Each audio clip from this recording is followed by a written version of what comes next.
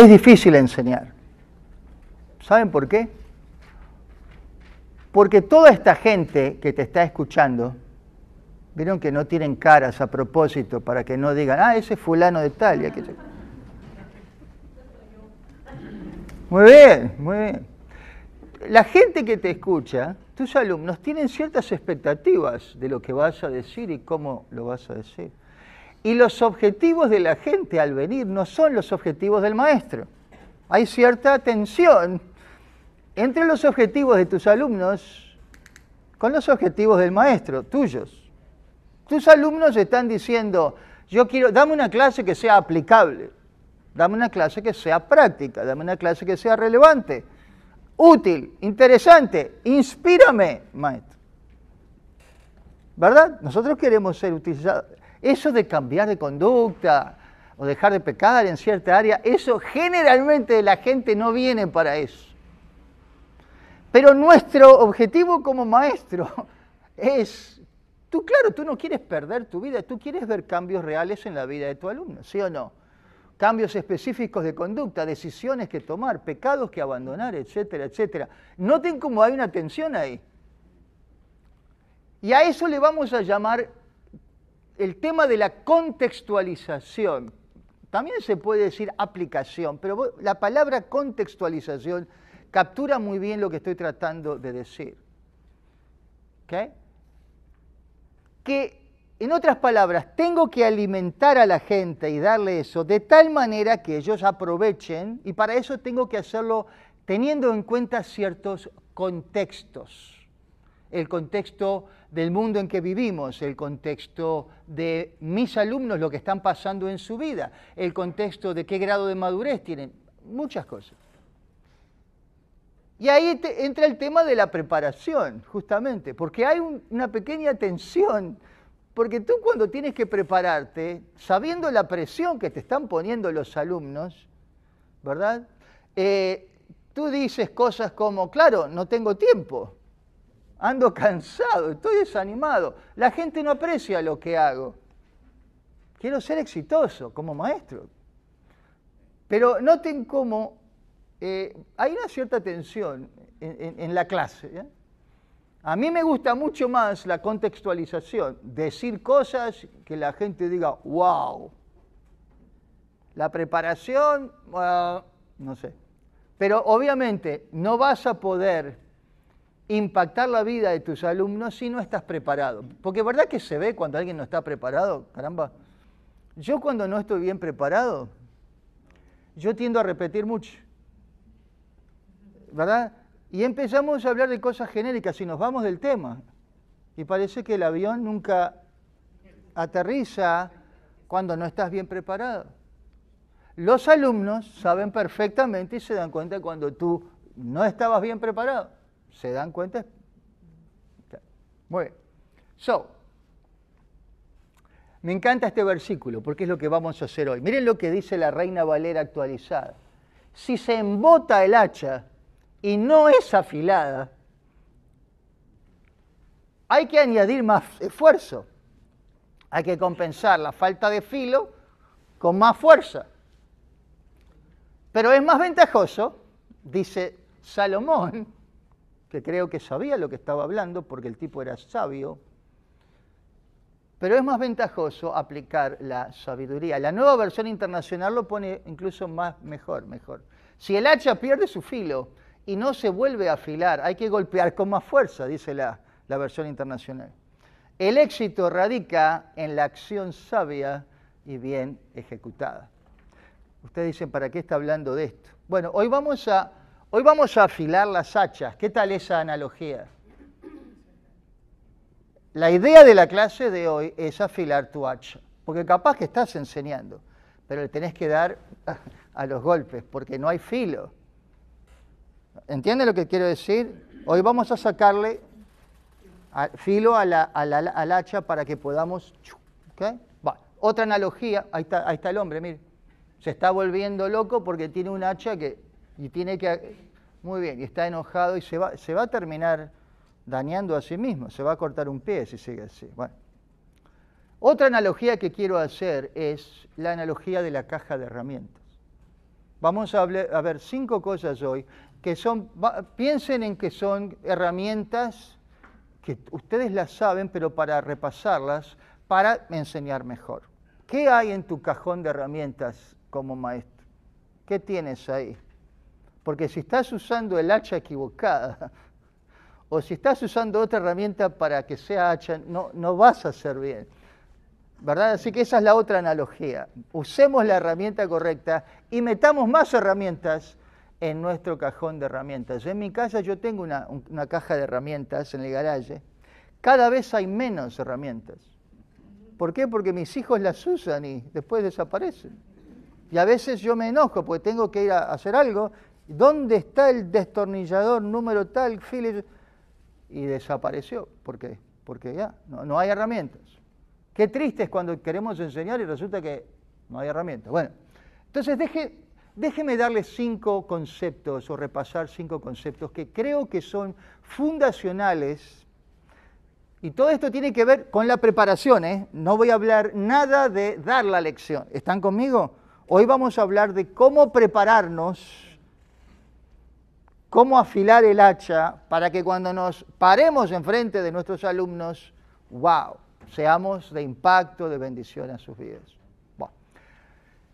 Yo les cuento mi historia, yo creo que la conté, pero la cuento otra vez. Yo había pastoreado por varios años, ¿ok? Hasta que en el año 99, creo que fue, 1999, resulta que yo me cansé de dar las respuestas a la gente cuando alguien venía y me decía, y me hacía una pregunta, y yo le daba respuestas que yo había aprendido y leído, pero realmente yo sentía que yo no sabía de los temas. Y yo podía darles una respuesta chiquita a la gente, pero si me preguntaban un poquito más, yo no sabía. Y me sentía extremadamente con falta de confianza, porque era pastor, estaba pastoreando, predicaba, pero realmente Daniel López sentía que no sabía la Biblia. ¿Okay? Pienso que algunos de ustedes se sienten así. Tienen dudas, no tienen confianza porque no saben cómo leer la Biblia, cómo estudiarla. Y lo que hice fue, dije, un día justo perdí el trabajo, una serie de cosas, y al final dije, voy a ir al seminario. Y fue la mejor decisión que hice en ese momento. Pasé un programa de 2 años, lo terminé en 6 años.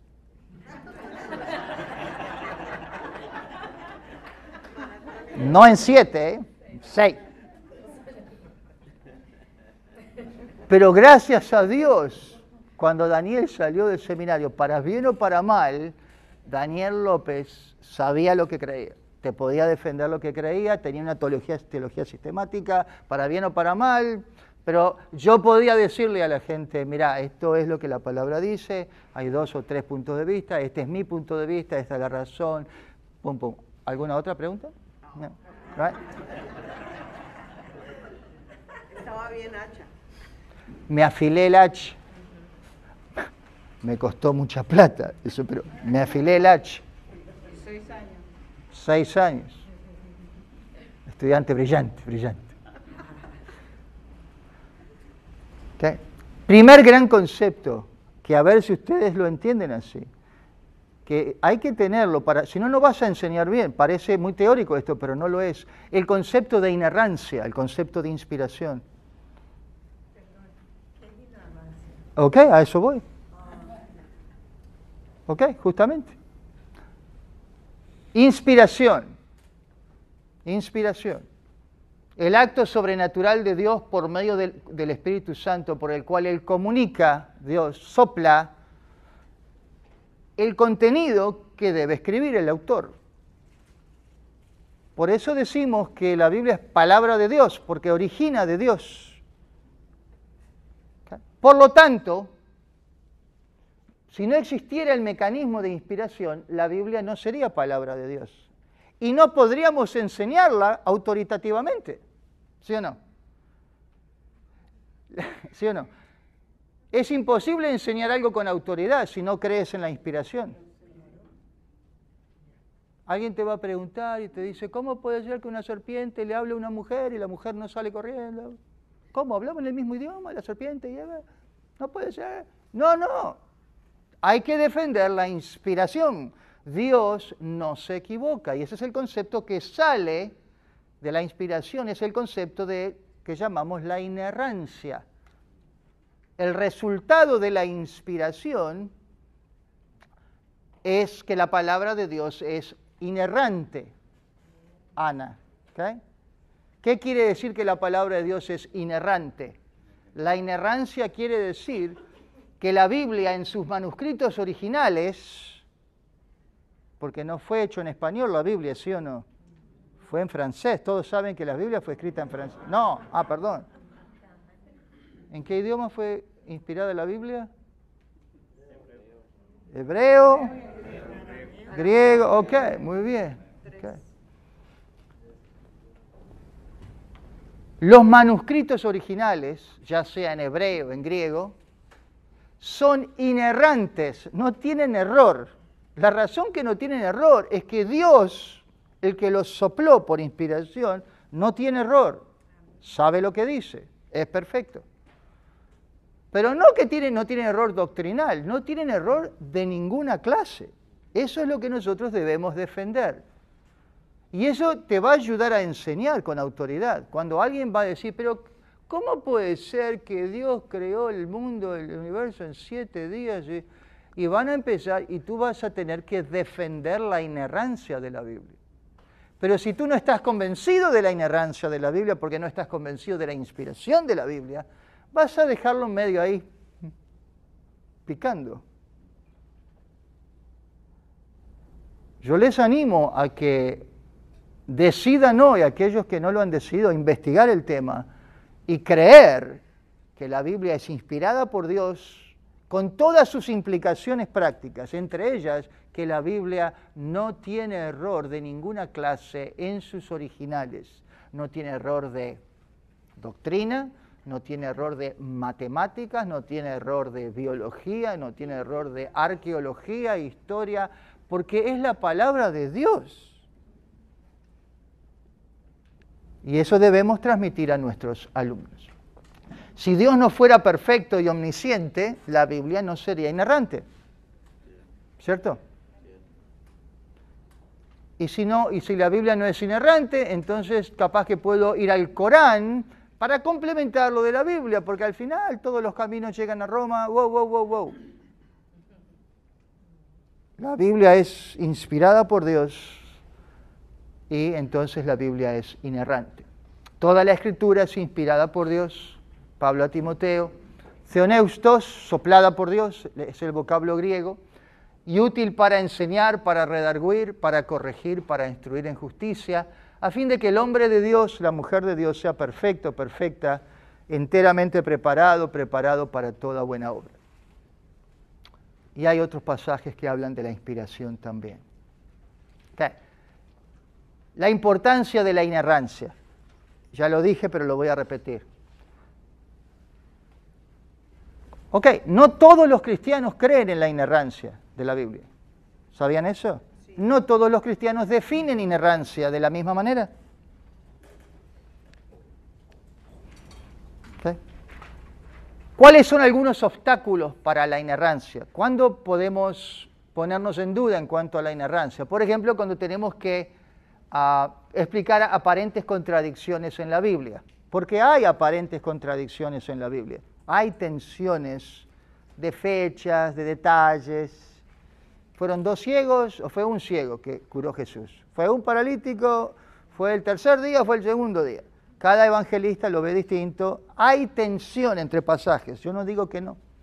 Pero lo que quiero decir es, si tú crees en la inerrancia, vas a tener otra actitud cuando estudies esos pasajes para decir, yo sé que no va a haber contradicción acá. Últimamente, yo voy a defender la inerrancia. Debe haber una manera de armonizar estos pasajes porque la Biblia no se contradice. Así que hay aparentes contradicciones en la Biblia. Hay pasajes que aparentemente van en contra de la ciencia. Es todo un tema que podemos hablar. Física, química, biología, arqueología. Hay pasajes que hablan de lo sobrenatural, de milagros. ¿Cómo puede ser que Jesús caminó sobre el agua? Nadie puede caminar sobre el agua. Precisamente, Él era Jesús. ¿Okay? No se equivoca la palabra de Dios. Los pasajes que parecen muy duros o que son ofensivos o que parecen ir contra el sentido común son un desafío para nuestro compromiso con la inerrancia. Porque les voy a decir la verdad, hay pasajes de la Biblia que a mí me cuesta tragarlos un poquito. No parecen que tienen mucho sentido común. ¿Okay?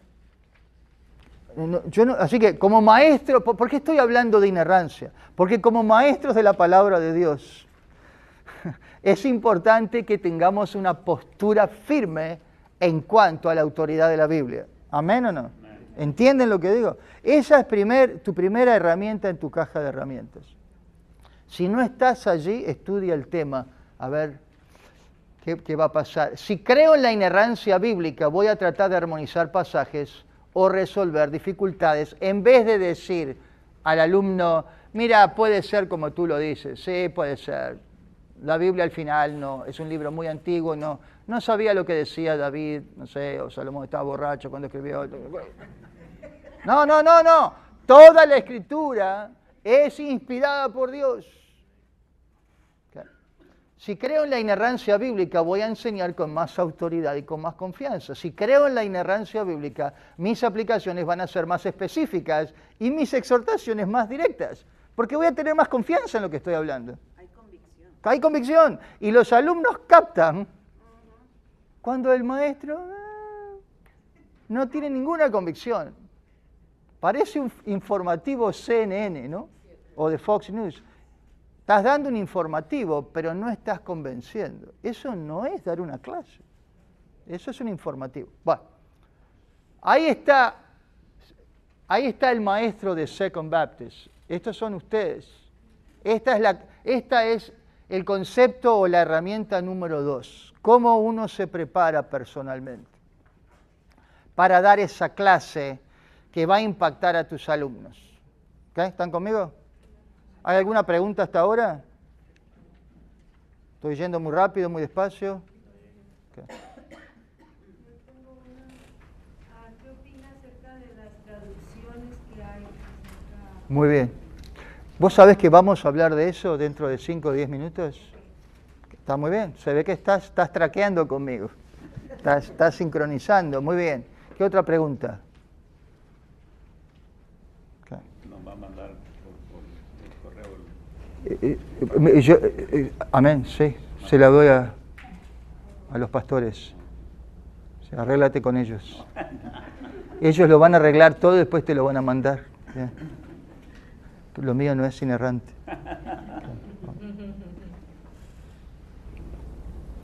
Ok. Vamos a decir que tienes que enseñar mañana, domingo. ¿Verdad que te tienes que preparar? Ahí estás preparándote. ¿Qué pasaría si no entiendes bien el pasaje? A ver, ¿quién puede completar esa oración?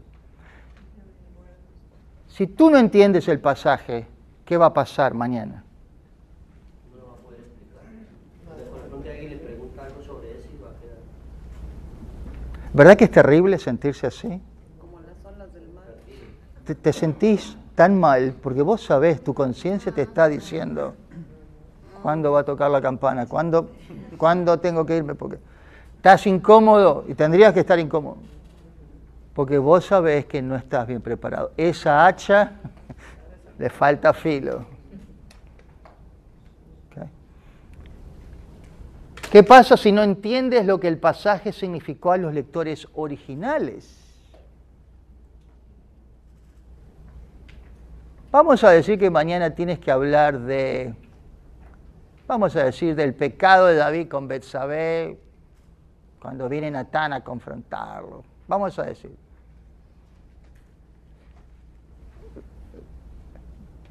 ¿Qué pasa si tú lees el pasaje como maestro y quizás lo entiendes en el español, pero no entiendes lo que el autor quiso decir a los lectores originales? En otras palabras, lo que significó ese pasaje en su contexto original. ¿Qué podría pasar ahí? ¿Quién sabe? ¿Quién tiene alguna idea?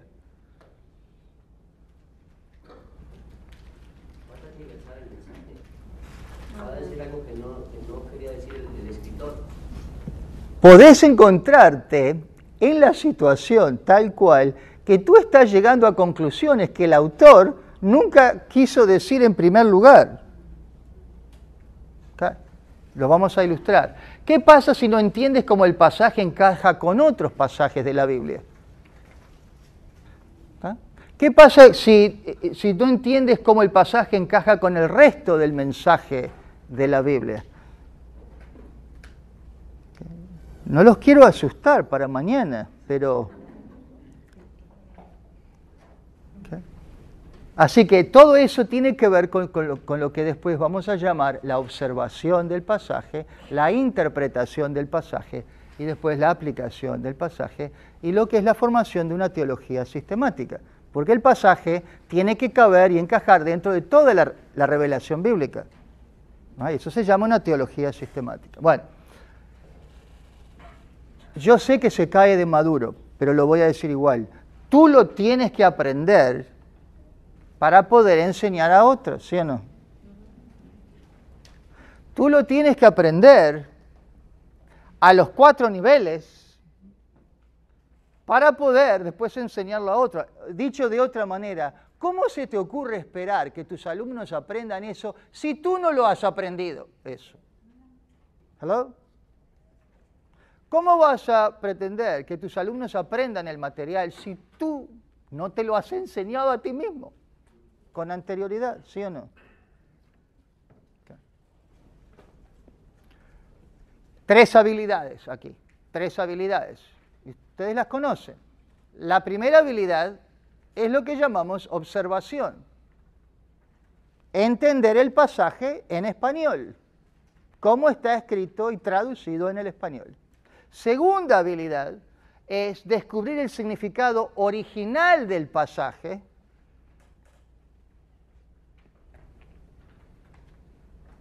cuando Pablo le escribió a los colosenses, cuando Pablo le escribió a los efesios.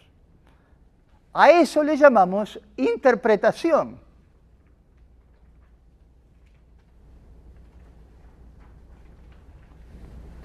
Habilidad número 3. Debes conectar el pasaje con la vida del alumno, con ciertas reglas, no como tú quieras, y a eso le llamamos aplicación o contextualización. Debes conectar el pasaje con la vida del alumno, porque si no, no lo estás tocando. Y después el alumno, cuando sale de tu clase, le va a decir al otro, ¿sabes qué aburrida que estuvo la clase hoy? Generalmente una clase aburrida quiere decir, en código quiere decir, no hubo buena aplicación. Generalmente, no me tocó, no me cambió, no me impactó. Bueno.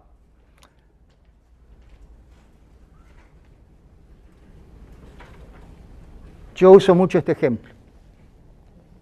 ¿Cuál es la diferencia entre observación, interpretación y aplicación? ¿Están conmigo? ¿Cuál es la diferencia entre observación, interpretación y aplicación? ¿Quién ha visto esta película? A mí me encanta. Yo la he visto como 14 veces. Back to the Future. Back to the Future es la historia de Marty McFly. ¿Quién no ha visto? Levante la mano. ¿Quién no ha visto esa película?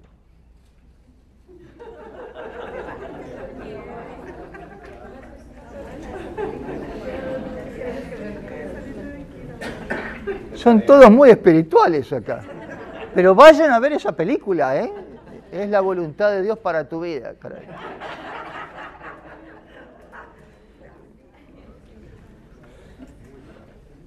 Regreso al futuro. Back to the Future es la historia de Marty McFly, un joven muy apuesto, muy lindo, muy simpático, que tiene una linda novia, ¿no? Pero que pertenece a una familia completamente disfuncional. El padre es un nerd, el jefe abusa del padre en el trabajo, le rompe el auto, esto.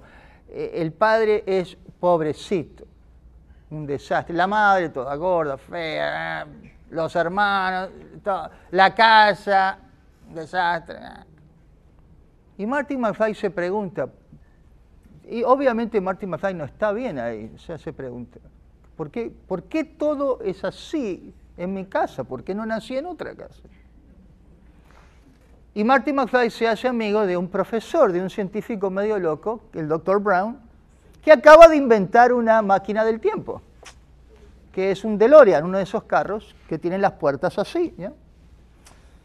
Entonces, por alguna serie de situaciones, Marty McFly termina dentro de ese carro, aprieta algunos botones y termina en el pasado, porque funcionó la máquina, ¿eh?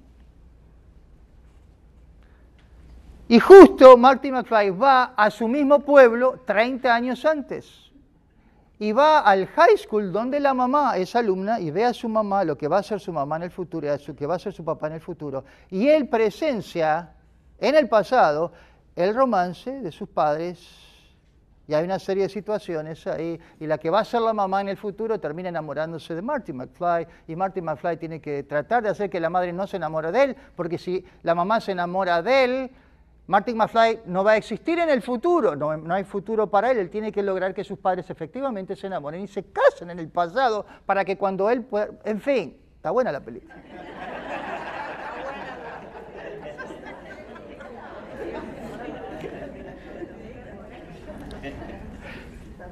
Pero es recién en el pasado que Marty McFly entiende por primera vez por qué su presente es así como es.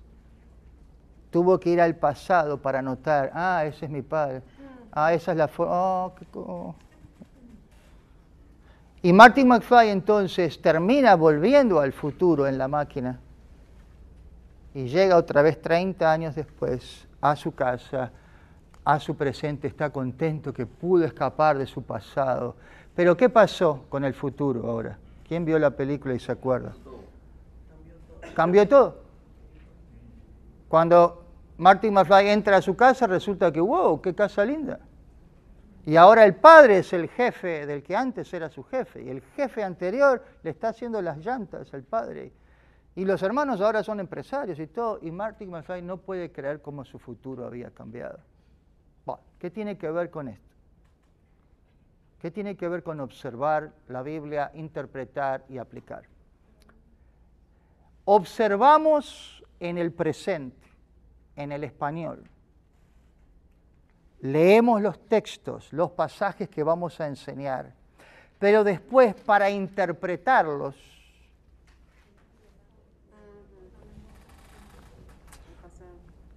tenemos que hacer un viaje al pasado, porque ese pasaje no fue escrito para ti directamente.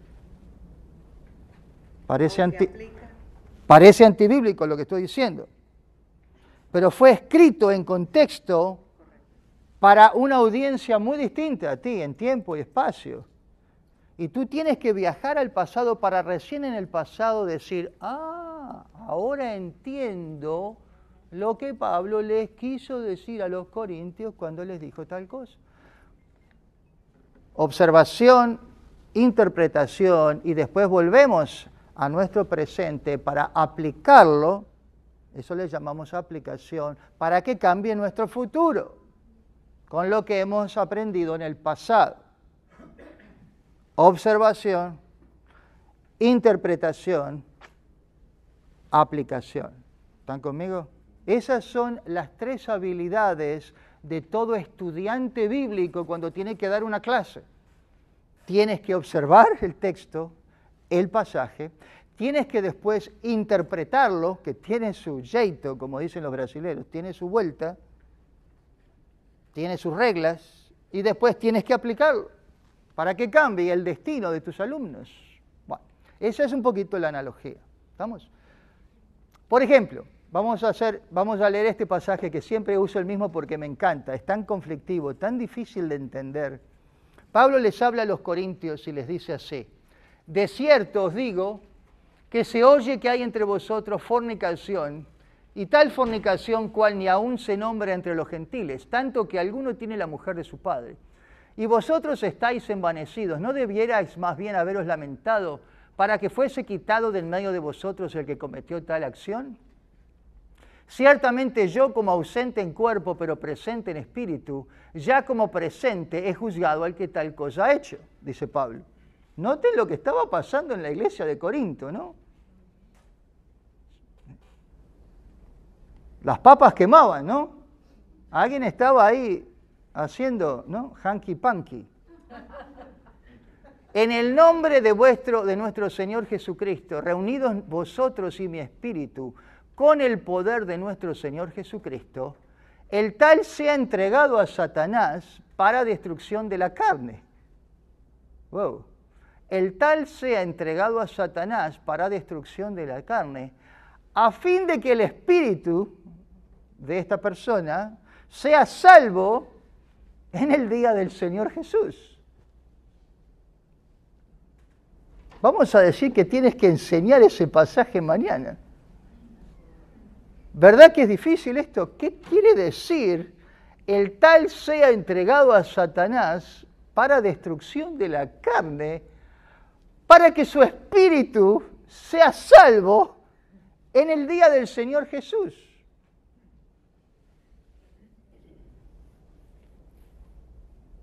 ¿Quién sabe la respuesta? ¿Cómo proceso yo ese pasaje? ¿Cómo me preparo para yo poder darlo con autoridad a la clase mañana o dentro de un mes? Primero lo observo, segundo lo interpreto, tercero lo aplico. Practico lo que se llama el método inductivo. Bueno, les voy a hacer la línea de tiempo, porque ahí está Pablo, y Pablo les está escribiendo su carta a los corintios. No se me vayan, a ver. Y les manda la carta. Cuando ellos leen la carta de Corintios, que contiene este capítulo 5, ¿qué tienen que hacer los corintios con lo que Pablo dice en 1 de Corintios 5? ¿Qué tienen que hacer ellos? Aplicarlo, ¿no? Casi, casi. ¿Verdad que tienen que hacer lo mismo que nosotros, básicamente? Tienen que observarla. ¿Qué dice Pablo acá? Después tienen que interpretarla. ¿Qué quiso decir Pablo cuando dijo esto? Pero como ellos tenían el contexto de la situación, y realmente eran ellos los que le habían comentado a Pablo de este hombre que estaba teniendo la mujer de su padre,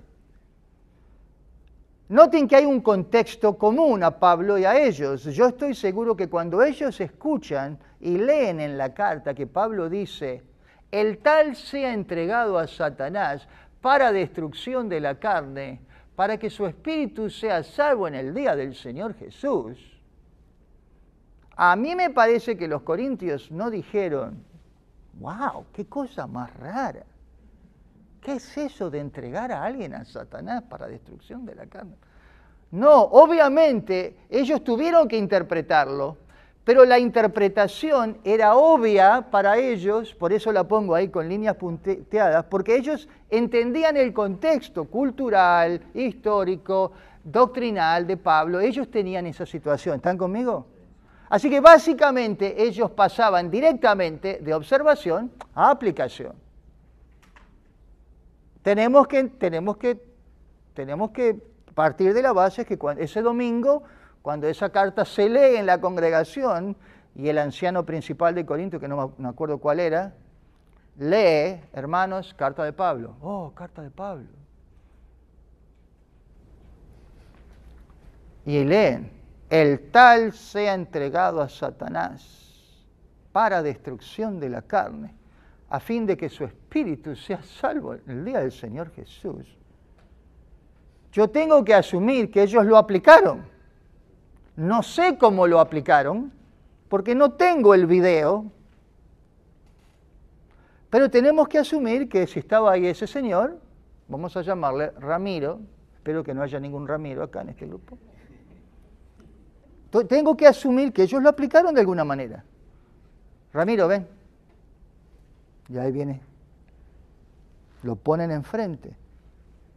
Y le dicen, hermano, te amamos en el Señor, pero aplicando lo que dice Pablo en la carta, hoy entonces te entregamos a Satanás para destrucción de tu carne, para que tu espíritu sea salvo en el día del Señor Jesús. Y no sabemos qué pasó. No tenemos el video, pero algo pasó. Capaz que la forma como ellos lo aplicaron es capaz que se cayó muerto ahí, como con Ananías y Zafira. Capaz que eso quería decir que lo expulsaban de la iglesia. Capaz que tenía... Capaz tiene que ver con disciplina fuerte. Pero lo que quiero decir es una, no dos o tres o cuatro, es una cosa concreta. Es A o B o C. ¿Sí o no?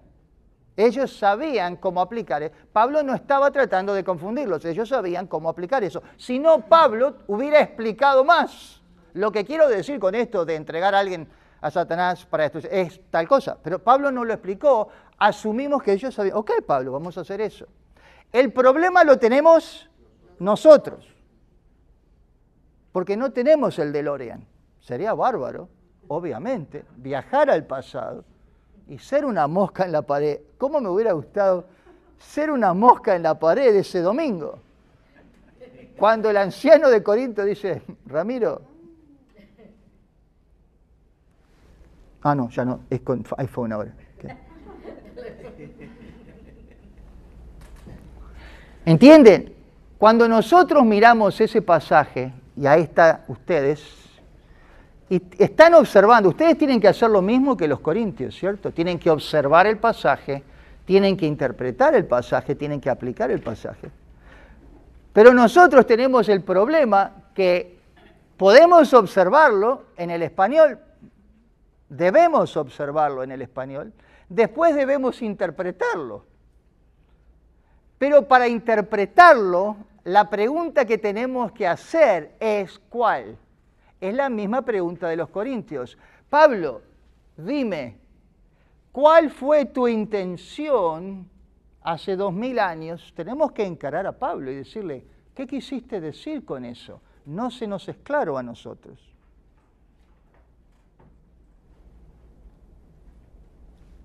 Y más nos vale que nuestra interpretación sea la misma que la interpretación que los corintios le dieron. Para después sí volver al futuro, aplicarlo a nuestras vidas, y nuestra aplicación puede ser distinta que la aplicación específica que le dieron los corintios ese domingo a Ramiro. ¿Están conmigo? En otras palabras, yo no puedo inventarle al pasaje un significado que no lo tuvo originalmente. ¿Hello? Sí, mi hermano. Precisamente con lo que acabas de decir era mi duda. ¿Qué pasaría si yo como maestra interpreto de forma errónea, sigo los pasos como tú dices, pero interpreto de forma errónea precisamente ese pasaje o esa expresión que estamos analizando en este momento? ¿Qué podría hacer yo como maestra? Unos pasos o algo especial en la interpretación para que yo lo haga de forma correcta. Muy buena pregunta. Mi hermana pregunta, para aquellos que están mirando por video, pero básicamente, ¿cómo hacemos? Porque no sabemos cuál es la interpretación. Tenemos que estar si estamos interpretando mal. ¿Okay? La respuesta dura 6 meses. Hay un curso que podemos dar, ¿verdad? Es una respuesta, justamente hay reglas de interpretación que si uno las sigue, básicamente hay ciertas cosas que podemos hacer para evitar errores crasos de interpretación. O sea, no quiero que nadie salga de acá diciendo, ¿y qué si he estado interpretando algo mal? ¿Okay? Para eso uno tiene comentarios, etcétera, etcétera. Pero sí, es verdad, hay muchas cosas en la palabra de Dios que lo mejor que podemos decir es, hermano, mira, es un pasaje oscuro, esta es mi postura de lo que Pablo quiso tratar de decir. Y estas son mis razones, pero reconozco que hay otras posturas en cuanto a esto. Pero en base a lo que yo he llegado, con humildad, esta es la forma como lo vamos a aplicar. Y hay iglesias que aplican este pasaje de varias maneras. Hay iglesias que básicamente lo echan de la iglesia a esta persona, lo expulsan, lo disciplinan. Hay iglesias que básicamente están esperando que esa persona sea juzgada en vida, que caiga fulminado. ¿Vamos? Así que, noten lo que quiero decir. Una interpretación puede haber varias aplicaciones. Hay una interpretación posible, pero puede haber varias aplicaciones. La aplicación que le dieron los corintios, que le llamamos la aplicación histórica, no necesariamente puede ser la aplicación actual que le damos, y eso pasa mucho en varias partes y en varios temas de la Biblia. Lo que quiero decir con esto, ¿por qué estoy trayendo esto a colación cuando ustedes enseñan? Que ustedes tienen que pasar por este proceso mentalmente en vuestra preparación y entender la diferencia entre observación pura, voy a observar el texto, voy a interpretar el texto, y es distinto a la observación, y después recién voy a aplicar el texto, porque si no lo que va a pasar, leo el texto, más o menos lo observo, y después digo, a ver qué aplicación, y ya me paso la interpretación, y lo aplico el pasaje a mis alumnos, cosas que parece que incluso son buenas, pero que no tienen nada que ver con lo que el autor está diciendo. Okay? Esa es otra de las herramientas en vuestra caja de herramientas. Es una habilidad, ¿verdad? Y hay cursos que uno tiene que tomar y puede prepararse para sistematizar mejor esto. Les estoy dando algo muy por arribita, obviamente. Por las caras me doy cuenta que, ¿verdad? Falta, o sea, hay muchos más detalles que podamos dar. Caballero. Sí, leyendo más o menos lo que te estás diciendo, yo creo que lo primordial es leer todo el contexto de 1 Corintios 5, porque ahí está diciendo básicamente lo que hay que hacer, porque en el capítulo 2 está diciendo, y vosotros estáis envanecidos, no deberías más bien haberos lamentado para que fuese quitado en medio de vosotros el tal que cometió esa acción. Ahí yo creo que lo que tú dijiste es la disciplina. Esto creo que lo que ocurrió con Ramiro. Y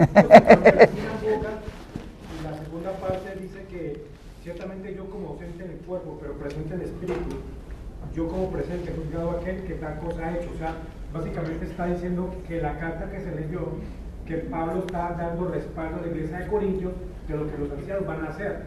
Que tal cosa que si ellos lo van a hacer, Pablo lo está respaldando. Lo que hicieron con Ramiro es, lo sacaron de la sinagoga y le dieron una disciplina fuerte, porque está hablando de un pecado de naturaleza, no tal como persona. Es lo que básicamente está diciendo. Entonces, lo que me gusta es leer todo el contexto, o sea, primero Corintios 5 y leerlo del principio hasta el final, más o menos en qué fue lo que ocurrió con Ramiro. Amén. Amén. Y esa es una de las reglas de interpretación. Para interpretar hay que ir al contexto inmediato, porque si tú lo sacas de un contexto, te aseguro que las chances de interpretar mal van para arriba. Así que nuestro hermano lo que acaba de hacer es decir, no es tan difícil esto. Hay un contexto que informa lo que estamos tratando de dilucidar. Y es verdad, hay un contexto. ¿Okay? Sí, señor. Es saludable también investigar. Hay comentarios bíblicos. Ahora tenemos una gran facilidad que no la teníamos cuando yo estaba muy joven, que es la Internet. Claro, en la Internet podemos investigar muchas cosas acerca de la Biblia. Obviamente tenemos que cuidar de la doctrina y cuidar de lo que estén hablando. Hay muchos recursos que podemos usar. Amén. Hay muchos recursos. Bueno, son 10:25. Incluso Pedro hace una aclaración diciendo que Pablo tenía pasajes bien difíciles de entender. Ya, Pedro se queja un poco de Pablo. Dice, Pablo habla cosas difíciles. Ya, muy bien. Bueno, miren, son 10:25. ¿Seguimos o hacemos un recreo? ¿Qué dicen los pastores? Okay. Muy bien.